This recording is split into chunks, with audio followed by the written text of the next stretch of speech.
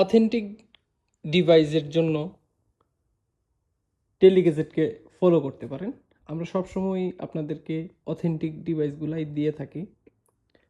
কোনো ধরনের copy phone কিন্তু আমরা বিক্রি করি না। আইফোন XS 512 GB ভেরিয়েন্টে, যদি কারো স্টোরেজ বেশি লাগে আর কি, ওই যে আইফোন XS। হ্যাঁ, আর এটা LLA ভার্সন। একটু ব্যাটারিটা একটু দেখায় দিই।